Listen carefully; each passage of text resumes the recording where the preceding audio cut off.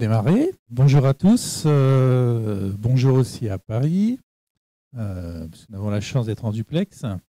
Je me présente rapidement. Jacques Dureux, responsable de la transformation agile, et Flavien Richard, qui a été un équipier et honneur en particulier du site agile.maif.fr dans cette transformation de 4 ans. Je vous remercie de nous rejoindre. Je remercie aussi bien sûr Agile en scène, qui nous a donné cette opportunité d'associer Niort. Alors pour la petite histoire, Niort, avec son excellence, je dirais, dans le monde des mutuelles, de l'assurance du tertiaire, dans son pôle tech, on a également une activité de start-up qui est devenue importante à Niort. On a une vraie activité sur l'agilité grâce à l'association Agile Niort. Donc ça devient un pôle de référence de l'agilité dans le monde du tertiaire. Aujourd'hui, nous allons, et puis bien sûr, j'ai oublié, nos sponsors, les sponsors qui permettent à ce type d'événement d'avoir lieu, c'est important. Je te remercie encore. Donc aujourd'hui, avec Flavien, nous allons vous présenter ce qui s'est passé à la Maif, comment la Maif est devenue une entreprise agile, avec deux axes, à la fois comment nous avons fait, et également quel est le modèle auquel nous aboutissons. Ce modèle étant une co-construction qui s'est réalisée pendant plusieurs années, et donc qui est un peu spécifique. On n'a pas adapté un modèle LACE, safe. L'intervention à peu près calibrée pour une trentaine de minutes. Donc il y aura la place pour les questions, hein, n'hésitez pas, tout au contraire. Alors, où nous en sommes aujourd'hui, donc groupe Maif, un groupe d'assurance. Aujourd'hui, on a 88% des projets qui sont, enfin ça s'était vu à la fin d'année dernière, 88% des projets qui sont en mode agile, donc plus les projets d'ailleurs. Et 86% des équipes du siège qui fonctionnent selon des principes d'agilité comme la responsabilisation, l'autonomie, la transversalité. Alors bien sûr, ça touche beaucoup de monde, 1800 salariés. Et une particularité, c'est que ça ne touche pas uniquement les équipes DSI, Digital Factory qui font de la tech, ça touche l'ensemble des équipes du siège, en dehors des réseaux et de la gestion systémique. Et au-delà de cette pénétration de l'agilité, quelques résultats, donc là c'est sous l'angle informatique. Satisfaction des utilisateurs du SI qui a fait un bond de 14% en 2 ans, alors que ça talonnait à l'époque. Et également un stock d'incidents qui a été divisé par 5 très, très rapidement. Donc on voit que l'agilité a énormément nourri le groupe Maif en termes de qualité. Bonjour à tous et à toutes. En complément, donc une transfo agile pilotée sous le cadre d'un, je ne sais pas si tu l'as dit, mais je ne crois pas, d'un plan stratégique de 4 ans. Un des 4 enjeux du dernier plan strat, c'était l'agilité. Et surtout, ce que je voulais rajouter, c'est notre périmètre, c'était le siège et ses filiales. Et c'était toutes les équipes. C'était pas, dit autrement, c'était pas que je redis ce que tu dis, mais c'était pas que l'IT. On avait vraiment toutes les équipes. La RH, la compta, etc. Le système de vente des produits Maif, le réseau, n'était pas concerné. Bon, précision. Merci. Donc,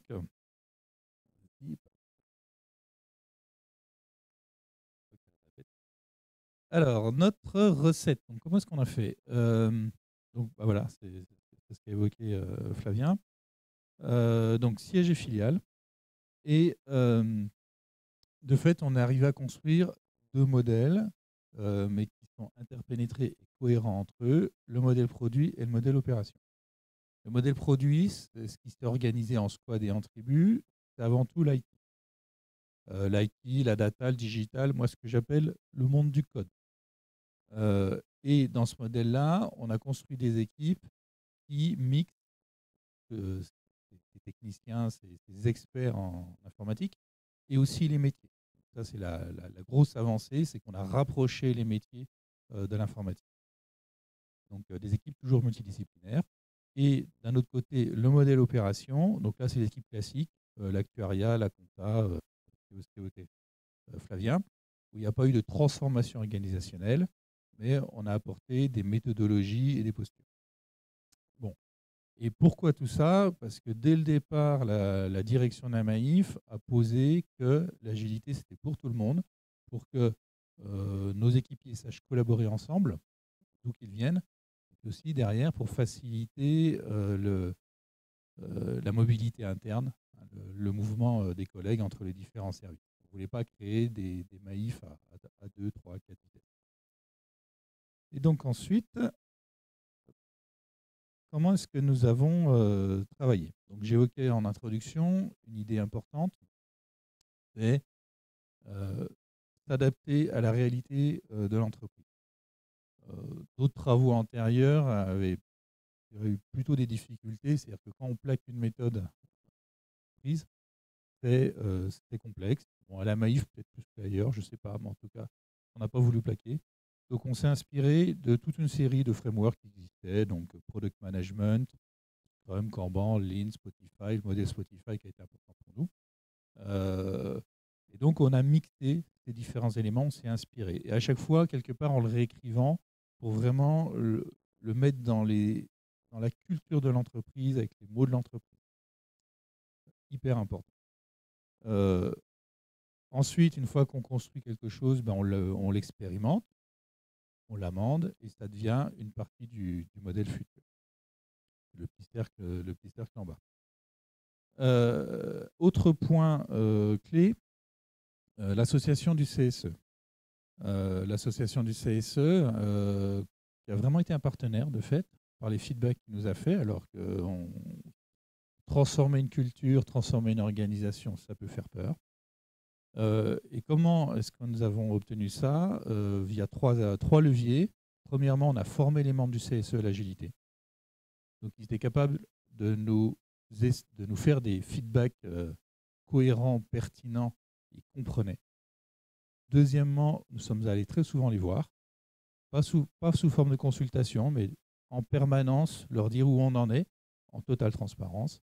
Et puis troisièmement, il y a même eu une mission d'expertise indépendante pour confirmer ce qu'ils pouvaient ressentir. Et là, j'amène le mot transparence, c'est important. On a beaucoup travaillé sous logique d'incertitude. On a dit à l'entreprise, ça, ce sont des incertitudes. On ne sait pas comment on va faire, mais on l'a identifié. On ne peut pas vous donner un modèle fini, on est en train de le construire. Acceptez-le. Ça n'a pas toujours été facile, acceptez-le, mais c'est ça qui va vous donner de la force. Et enfin, tout ça, ça finit dans un modèle agile complet qu'on va vous présenter, qui est documenté dans un site qu'a construit Fabien, agile.maif.fr. Un site qui n'est accessible qu'en interne, je précise. Le .fr, ce n'est qu'en interne. Alors, là, je vais vous présenter un peu les 4 axes qui nous ont animés, nos 4 points forts ou points clés. Le premier truc, tu viens d'en parler, le pilotage par les incertitudes. En fait, quand on est parti il y a 4 ans, on est parti page blanche. On s'est dit, bon, bah, on va inventer une agilité made in Maïf. On part de la page blanche, pas que, et comme tu l'as dit, on est parti de Kanban, on est parti de ce qui marchait, de ce qui nous allait bien, mais on avait plus d'incertitudes que de certitudes. Ce qui fait qu'on s'est dit, bah, plutôt que de traiter juste les certitudes qu'on avait par rapport à tout ce que l'on imaginait qu'on ne savait pas, eh ben, on a inventé un petit peu ce pilotage par les incertitudes où chaque incertitude, à la manière d'une HU, on l'a calibré, cadré et on prenait une incertitude, on l'a craqué. Incertitude sur le budget, le budget dans l'agilité, l'incertitude sur... voilà, on en avait plein. Après, Julia de Funès parlait de sens ce matin. Et nous, le sens, c'était la vision forte. C'est-à-dire, on était convaincus de ce qu'on voulait faire, mais on ne savait pas trop où on allait, et surtout, on ne savait pas comment y aller. Ce qui fait qu'on était vraiment vision forte, vision haute et posture basse. Un peu la posture d'un coach, finalement. L'envie par la preuve expérimentale, on a tout testé. Quand on traitait une incertitude, on prenait des hypothèses et on les testait. Et même ce qu'on présente sur le référentiel d'entreprise des fonctionnements agiles agile.maif, même ça, on n'avait pas une position dogmatique, donc on est en permanence en train de faire évoluer le modèle qu'on a imaginé, parce que voilà, la diversité dans une entreprise, comme nous, c'est toute l'entreprise, on n'a jamais vraiment la vraie valeur. Et puis une démarche design, la démarche design, ça a permis de structurer la modélisation. Donc on a vraiment modélisé, on va vous présenter quelques exemples, et modéliser donc un langage visuel. Enfin, voilà, une vraie approche design qui pour nous a structuré cette belle transfo.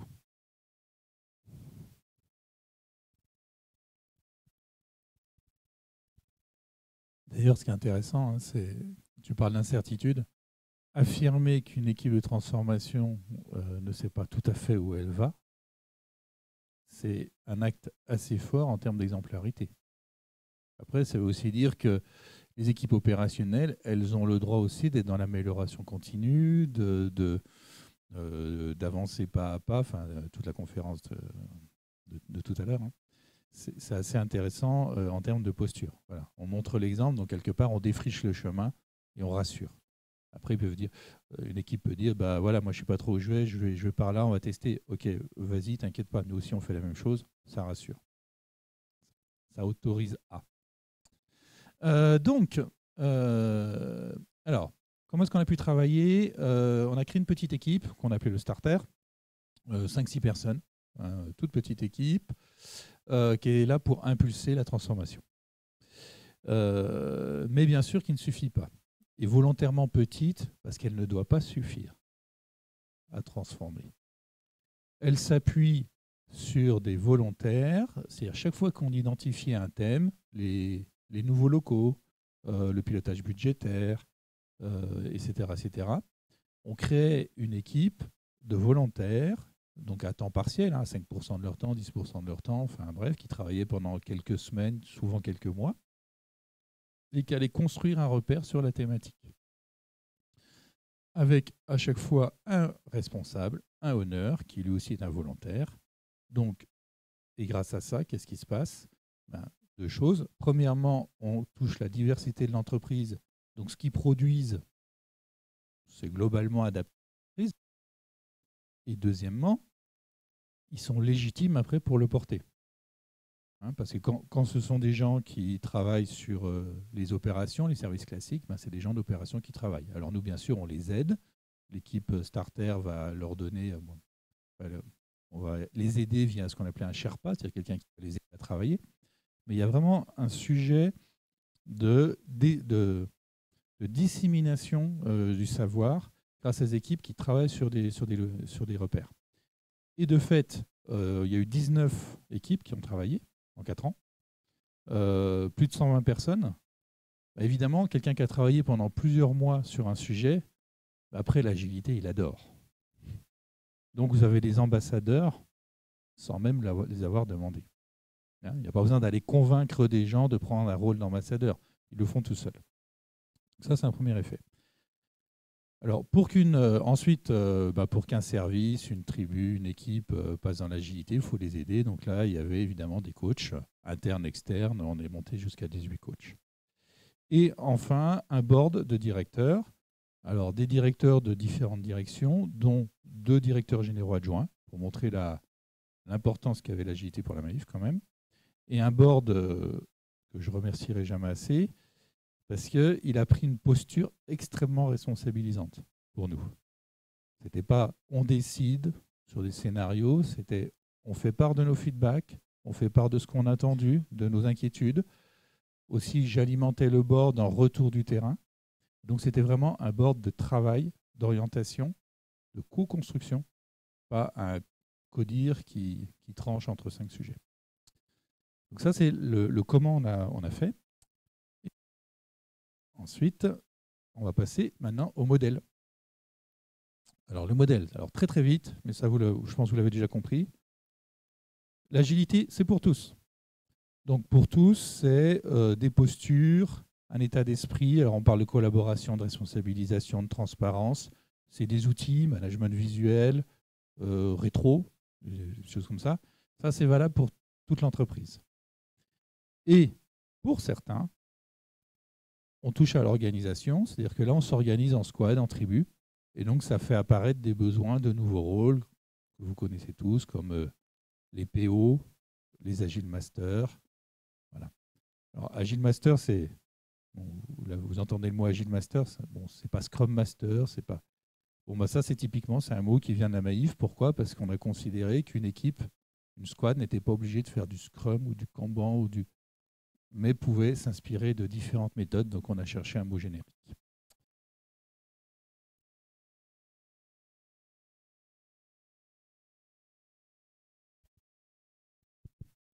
Et on n'est pas les seuls à utiliser Agile Master. Hein. Il y a beaucoup de boîtes maintenant qui l'utilisent. Et ça vient peut-être pas de nous. Voilà. En tout cas, nous, on avait imaginé ça. Là, ce que je vous présente, c'est la conclusion de finalement presque 3 ans de travail, où on a identifié, structuré, modélisé ce qu'était une équipe, qu'elle soit en mode produit, comme en mode projet, comme à l'époque, ou qu'elle fasse du flux, du service, donc la compta, la RH dont je parlais tout à l'heure. Pour faire très simple, on s'est dit n'importe quelle équipe doit avoir le sens. Et je fais écho à la conférence de ce matin. Donc, elle doit avoir une mission identifiée, validée avec ses utilisateurs. À cette mission, on ajoute le comment réaliser la mission avec un backlog. Backlog qui sert à identifier les tâches à prioriser, à apporter de la valeur par rapport aux produits ou aux services que l'on délivre sur la partie droite à ses utilisateurs. Utilisateurs qui sont évidemment identifiés, avec qui on a une relation assez proche. Et on fait de l'amélioration continue par rapport au retour utilisateur sur 2 sujets, sur le produit et sur son mode de fonctionnement interne d'équipe. Voilà en gros ce qu'on peut dire d'une équipe où on a été jusqu'à simplifier le mode de fonctionnement pour les 2 types d'équipes qu'on a chez nous, les équipes les équipes opérations. Je crois que je garde la parole. Alors, pour vous parler de l'organisation qui est plus classique. Sur le précédent slide. J'ai plus de ça y est. Sur le précédent slide, bon, ça peut paraître évident, mais enfin, derrière, il y a beaucoup de référentiels, beaucoup de choses comme ça. Mais c'est pas si évident que ça sur le terrain. Il y a qu'on a rencontré des équipes qui nous disaient nous, on n'a pas d'utilisateurs. Nous, on allait au contact. Hein. On n'était pas qu'en réponse à la demande, on allait au contact. On a mis en place des enquêtes et des travaux avec toutes les équipes pour petit à petit acculturer l'agilité. Et donc, tout simplement, avoir une équipe qui dit nous, on n'a pas d'utilisateurs, ou alors la mission, parlons pas, ça montre tout le chemin qu'il y a à faire pour donner du sens à une équipe. Là, je rebondis sur la conférence de Funès. C'est un vrai sujet. Et les coachs accompagnaient les équipes opérations. Donc la RH, la compta, je prends cet exemple, mais ont été accompagnés par des coachs agiles qui ont plus l'habitude de faire du Scrum ou d'accompagner sur du Scrum ou autre. C'est jamais simple de faire simple, en fait. Sur la partie produit, on a fait, donc on vous parlait de Spotify, on a fait comme tout le monde des tribus, des squads. Par contre, je vais prendre l'axe la transfo du management qu'on a fait pour vous expliquer un peu ce qu'on a fait. À la Maïf, à la DSI, à l'informatique principalement, on avait des managers, et moi j'en étais un à l'époque, on avait des managers qui avaient porté les 3 rôles que je précise là, responsable fonctionnel, opérationnel, responsable RH et puis responsable de l'organisation de l'équipe, du travail de l'équipe et de l'équipe. Évidemment, humainement, on n'est jamais bon sur les 3, on est plutôt l'un, plutôt l'autre. Ce qu'on a fait, parti pris de la transfo agile à la Maïf et à la DSI principalement, mais pas que, c'est qu'on a distribué, on a splitté ces 3 rôles sur 3 personnes différentes. Et en termes de résultats, je vais vous rentrer dans le détail, mais en termes de résultats, on a divisé par 3 le nombre de strates. C'est important ce que je dis là. Le nombre de strates hiérarchique. Donc on a aplati, réduit de 3. Ouais. Donc le management du produit, on les a mis sur les producteurs, les business owners. Tribu, squad, ça dépend du niveau, la tribu étant un regroupement de squads. L'organisation du travail, l'Agile Master dont on parlait tout à l'heure, ou le responsable de tribu. Le responsable de tribu, son job, c'est d'organiser le travail de ces squads. Et la responsabilité hiérarchique, on a créé des équipages qui sont des groupements d'employés et de prestataires, parce qu'il y a un peu les deux, sur un métier particulier. Donc là, il y en a 28 à la Maïf, pas qu'à la DSI, il y en a à la data, il y en a même dans les filiales maintenant. Et donc, on a des équipages sur le dev, sur le design, voilà, on a des équipages vraiment par métier. C'est 25 à 50 personnes. Et le manager, qui est le responsable d'équipage, ne fait que du hiérarchique, donc de la formation, faire évoluer le métier, la carrière, enfin, etc., etc. Et à côté de ça, autre élément, autre collectif d'orgas, on a monté des guildes. Alors les guildes, on en voit un peu partout. Nous, une guilde, elle est sur un sujet transverse à l'entreprise. Donc il y a une guilde sur le design et une seule. Et pour exemple, donc on a 19 guildes. Pour exemple, celle dont on aime bien parler, c'est la guilde AssistUp. C'est la guilde des assistantes du siège. Donc elles sont 130. Elles se sont réunies en guilde. Alors elles se sont réunies en communauté, qu'on a appelée guilde après, mais toutes seules, sans qu'il y ait le moindre sponsoring. Elles sont allées chercher du sponsoring après, mais elles se sont dit, voilà, je ne vous ai pas dit ce que faisaient les guildes. Donc, les guildes, on fait du partage de pratiques. Donc elles se sont dit, voilà, on a toutes le même métier, les mêmes problématiques, le même fichier Word ou Excel qui donne les petites procédures pour faire telle ou telle action. Mettons-nous en groupe pour partager de tout ça et puis progressons ensemble. Voilà l'organisation produit que l'on a fait. Oui, ça va comme ça, mais ça va aller. Avec 4 collectifs, tribus, squad, plutôt sur le delivery, équipage sur la partie RH et guild sur la partie partage de pratiques.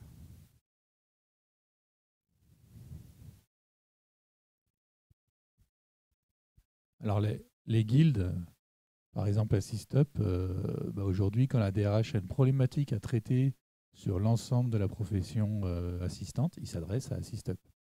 C'est-à-dire, ça a pris une ampleur, une officialité quelque part, à partir d'un mouvement spontané. Autre effet qu'on voit avec ça, j'évoquais tout à l'heure que dans une squad, on mélangeait différents métiers. C'est bien une équipe multidisciplinaire, dans une tribu et une squad. On a aussi maintenant des tribus qui mixent 2 sociétés du groupe.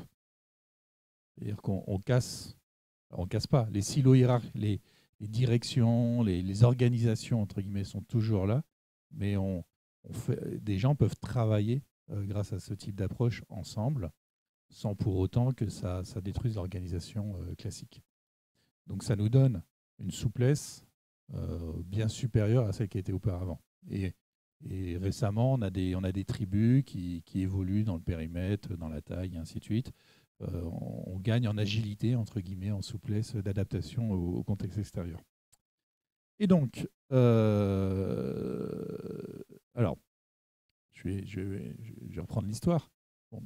On a beaucoup travaillé par l'expérimentation et par l'exemple. C'est-à-dire qu'au début, on a commencé avec quelques squads. Il y a eu une tribu expétionniste qui a été moteur, qui nous a permis de montrer que nos concepts fonctionnaient, bien sûr de les adapter et de donner envie aux autres.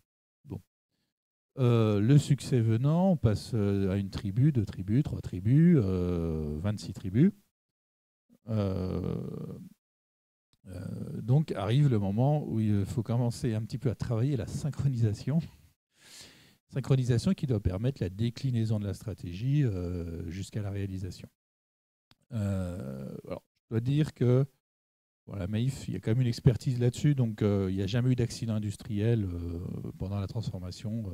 Ce qui devait être produit a été produit. Il y avait une culture de la synchronisation.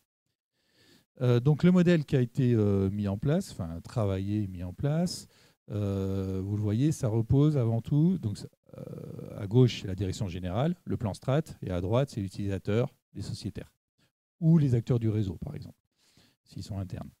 Donc, la logique, la colonne vertébrale, c'est les backlogs qu'on retrouve à tout niveau et qui, à chaque fois, vont être déclinés de plus en plus fins.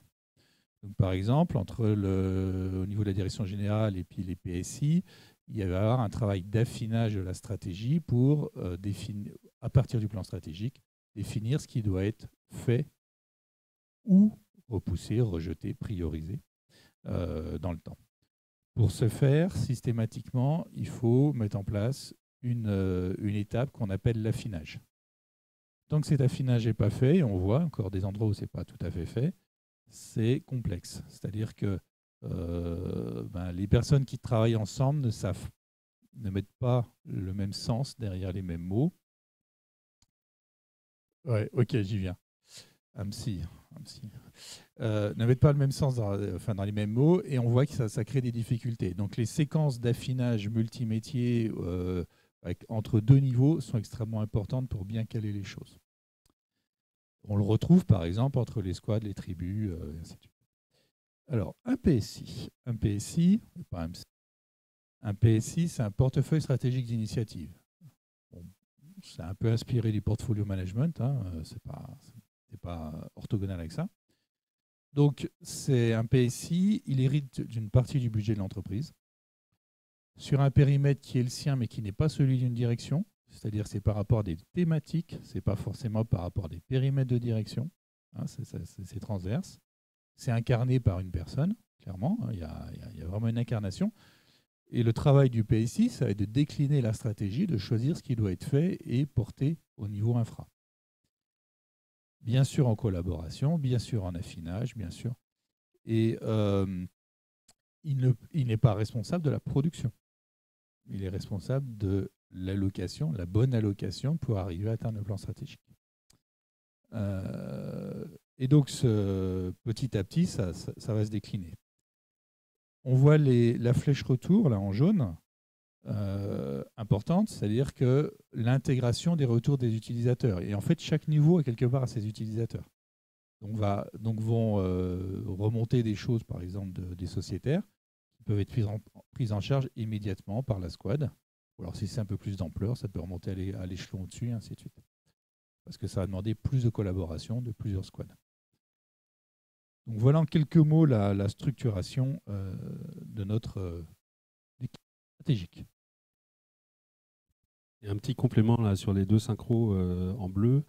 On vous a juste précisé deux synchros. On a tout un système par niveau de synchronisation.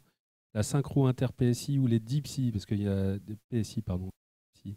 Les 10 PSI se rencontrent et prennent déjà des premiers niveaux de priorisation par la valeur et d'arbitrage. Donc ça marche très bien. On vous a mis deux qui fonctionnent très très bien, parce que dans le modèle qu'on a posé, tout n'est pas encore 100%. Enfin voilà, on n'est pas dogmatique dans notre approche. On avance pas à pas. Et la deuxième, synchro intra-tribu, c'est une synchro trimestrielle. Hein, ça va vous rappeler d'autres synchros plus connus. Trimestrielle au sein d'une tribu où normalement, quand ça se passe, alors c'est fait dans presque toutes les tribus, les 26 ou 27 tribus, et ça va jusqu'à l'engagement des squads à réaliser pour les 3 mois ce qui a été décidé en lien avec les clients et les sponsors. PI planning, mais pas complètement. Voilà. Ça, c'est les deux synchros qui sont emblématiques chez nous. Il y en a bien sûr à tous les niveaux, y compris au niveau du plan strat. Ils font le plan strat est revu, ça c'est nouveau depuis 2 ans, est revu tous les 2 ans. C'est un plan strat de 4 ans où ils font une revue, une révision et un réarbitrage au bout de 2 ans.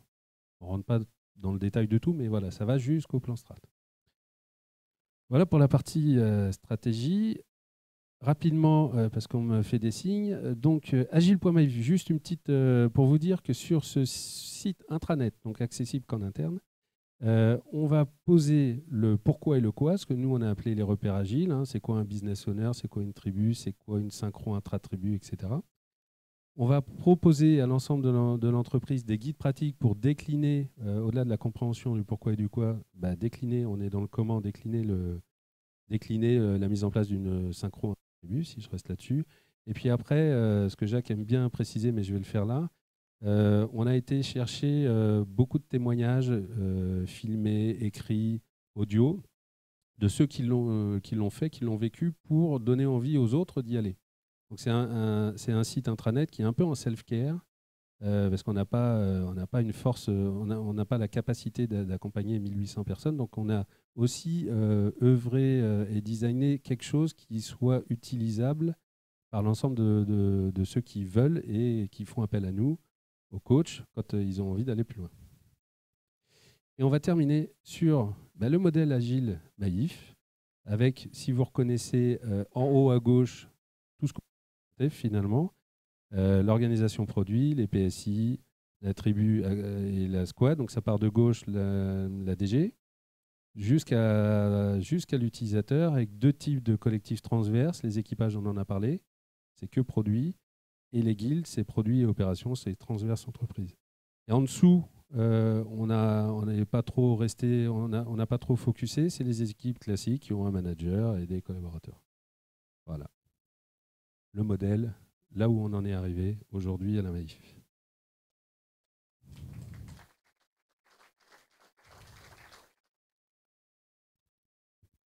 Merci Jacques, merci Flavien. En effet, à vos questions. Et si vous avez besoin de réfléchir à des questions, il y en a déjà sur le klaxon. À commencer par une question qui est: est-ce qu'on peut avoir un compte invité pour aller sur le site agile.maif? Il a l'air très bien. Alors, il y a une réflexion en cours qui est de rendre accessible à l'externe agile.maif, mais c'est une réflexion. Donc, on n'y est pas encore. Peut-être que ça sera fait dans les prochaines années. Sinon, il faut venir travailler chez nous. Voilà. Ou venir en Lex. Très bien. Il y a des questions déjà qui apparaissent ici. Alors, je vais passer au... Merci beaucoup pour la présentation. J'ai juste une question sur l'aplanissement des niveaux hiérarchiques. Souvent, dans les grandes organisations, il y a des enjeux et tout le monde n'est pas forcément d'accord avec la transformation. Donc, il y a des jeux politiques qui se créent. Et comment ça s'est passé pour le middle management avec ces transformations chez vous?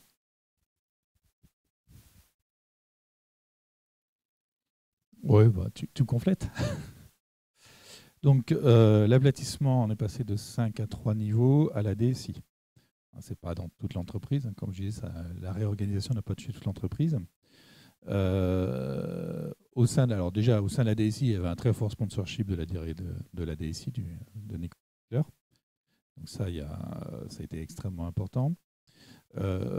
Cet aplatissement, c'est ça qui a permis de donner de la place au rôle, fonctionnellement, mais aussi d'avoir tout simplement les personnes. Parce que quand on crée des rôles de business, plutôt de responsable de tribu, d'agile master, de product owner, mais il faut des gens.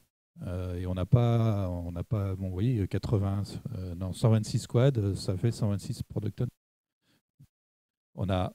On a mis en perspective des nouveaux rôles et après, les acteurs ont pu choisir. Et ce qui a été important dans la transformation de la DSI, où il y a eu une phase de test d'1 an, on a basculé à l'échelle et pendant 1 an, on s'est dit on continue d'affiner, c'est qu'on a la règle du jeu était claire. Si vous ne vous sentez pas bien dans le rôle que vous avez choisi, droit à l'erreur, ce n'est pas un problème. Alors, on ne vous dit pas que vous redeviendrez le manager d'avant parce que le poste a disparu quelque part hein, dans la nouvelle organisation, mais on cherchera une autre solution. Ce ne sera pas votre échec personnel, c'est juste une évolution collective. J'étais concerné, moi je faisais partie du middle management, donc c'est pour ça que je voulais. On nous a demandé de postuler, comme tout le monde, aux offres qui étaient les offres de BO, de RT, qui sont parues.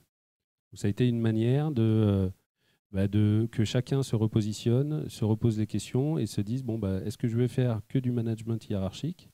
Est-ce que je veux aller sur porter la vision au sein d'une tribu? Est-ce que je veux aller organiser le travail en tant que responsable de tribu? Voilà. On a réduit le nombre de managers hiérarchique. Alors, il y en a toujours. Hein. Mais par contre, on a augmenté le management. Il y a beaucoup plus de monde qui font du management puisqu'on a distribué. Voilà.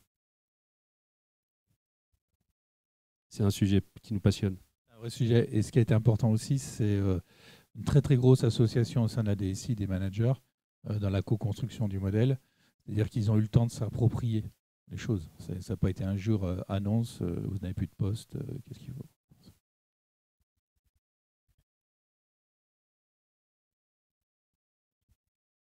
Bonjour.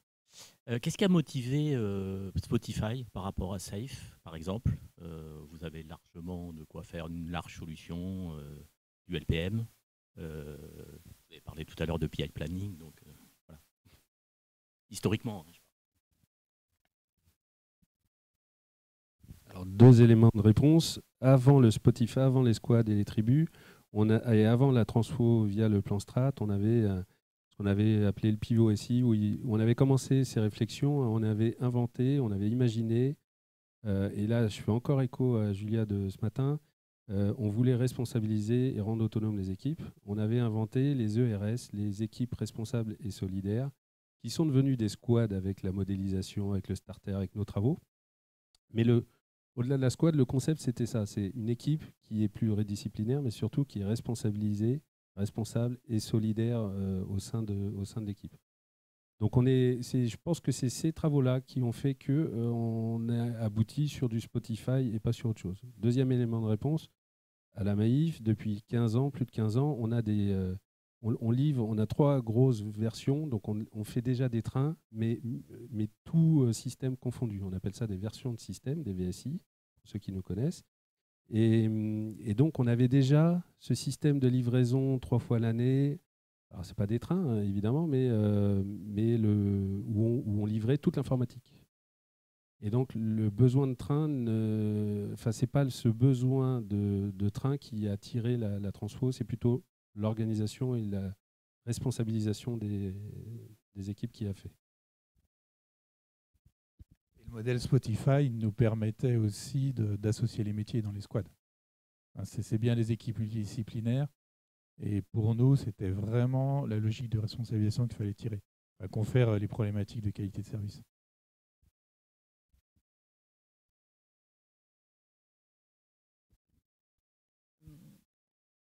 Qui peut le plus, peut le moins. Donc là, ce que j'entends, c'est que vous avez éclaté le management sur plusieurs personnes, plusieurs rôles.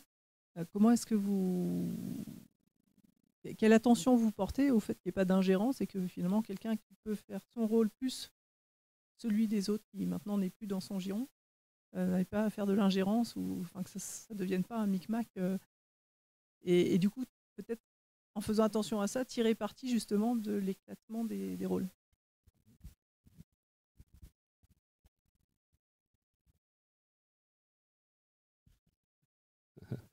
Je vais essayer de répondre. Il y a 2 responsables d'équipage qui m'ont dit dernièrement, en discutant, qui m'ont dit non, c'est génial parce que maintenant, quand on a un problème avec un collaborateur, quel qu'il soit, hein, le problème, hein, maintenant on le traite à plusieurs. On le traite entre le responsable d'équipage, le responsable de tribu, voire le PO, et finalement la solution est beaucoup plus pertinente que quand on était seul manager, tout seul dans son bureau, à essayer de trouver une solution pour son collaborateur qui avait un problème, quel qu'il soit. Donc ça permet un meilleur suivi et chacun est à sa place. Chacun s'est mis, alors comme tu as dit, hein, il y a eu 1 an d'expérimentation où il y a eu un accompagnement de la RH très important.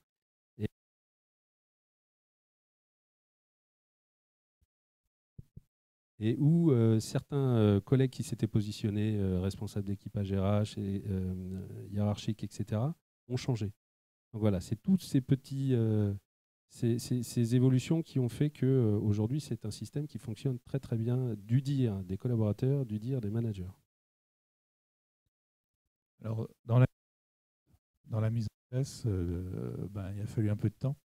Il y a eu des ajustements, il ne faut pas se le cacher. Mais c'était... 1, 2, 1, 2, voilà, excusez-moi. Donc justement, quelque part, c'est l'intérêt d'avoir les trois rôles. C'est-à-dire que chacun, dans les interactions, enfin les responsables d'équipage, les responsables de tribu, bah, ils ont dû collaborer. Petit à petit, ils se sont ajustés réciproquement. Après, on construisait tout. Donc c'était aussi un moment où il a fallu mettre énormément de choses en place. Et donc c'est une vraie dynamique du changement de construction. Donc en plus, tout le monde ayant changé, entre guillemets, personne n'était à défendre son ancien territoire. Alors, quand je dis personne, bon, bien sûr, il y a des réalités, donc c'est les ajustements successifs. Mais le fait d'amener un changement assez puissant fait que chacun se retrouve dans une autre fonction. Ce que nous ont dit les responsables d'équipage au début, c'est qu'il fallait qu'ils staffent toutes les tribus, y compris avec des externes. C'était hyper lourd. Et ils se plaignaient au début, ben, on n'a pas le temps de faire notre vrai travail de manager. Bon, quelques mois après, c'est venu. Voilà, donc ça a été quelque chose d'assez progressif. J'avais vu Laurie en premier. Bonjour, merci. On a bien compris cette notion de transformation, de ce modèle adapté, que ça a nécessité d'accompagner ce changement pour acculturer justement les rôles, les managers, les collaborateurs. Qu'en est-il justement de l'intégration de nouveaux collaborateurs aujourd'hui pour ce qui est du onboarding? Est-ce que chacun trouve sa place dans ce modèle adapté?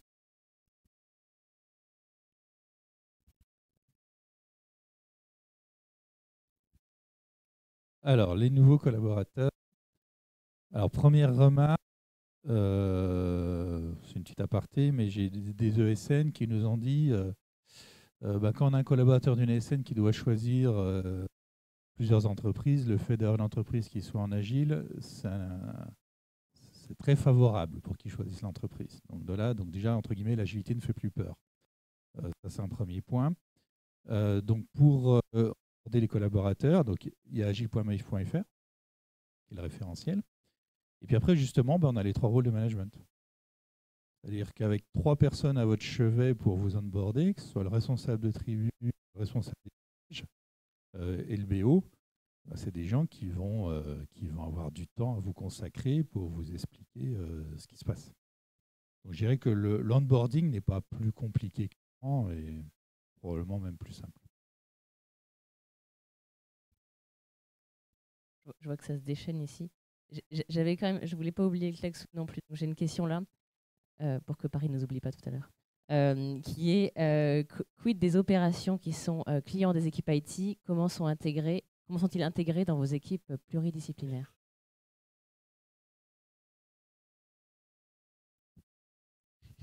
Ah, on est deux.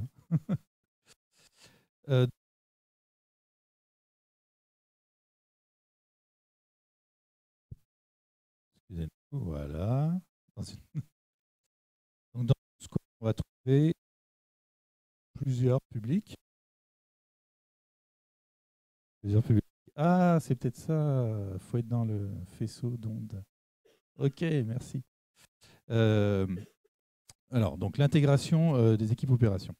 Par exemple, si je prends la distribution, donc la distribution peut amener des personnes dans la squad, à temps partiel ou à temps plein, pour collaborer avec les équipes informatiques pour créer pour ce qu'ils veulent réaliser. Ça, c'est une première approche. Une deuxième approche complémentaire, il y a des référents.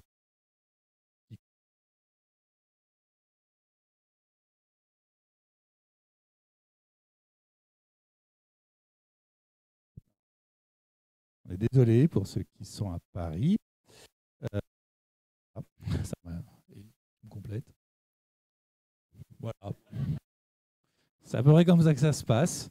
Alors, et les BO? Alors oui, les BO, business owner au niveau de la tribu, qui donnent le sens du produit, qui font les choix produits, eux viennent des métiers. Et les product owners aussi. C'est-à-dire que ceux qui organisent le travail, les responsables de tribu, viennent plutôt dans les tribus informatiques, de l'informatique, et les BO, on va plutôt les chercher du côté métier. Alors, sauf si leur sujet, c'est sur les couches profondes de l'informatique, où là, il faut aussi les informaticiens. Mais il y a vraiment, merci Céline, il y a vraiment cette répartition. Et de fait, ça n'a pas posé beaucoup de problèmes au métier. Bon, il a fallu les convaincre, Mais moi, j'entends avec d'autres entreprises des vraies difficultés pour associer les métiers. À partir du moment où on leur donne les clés, ça va plutôt bien. C'est vraiment quelque chose de bien.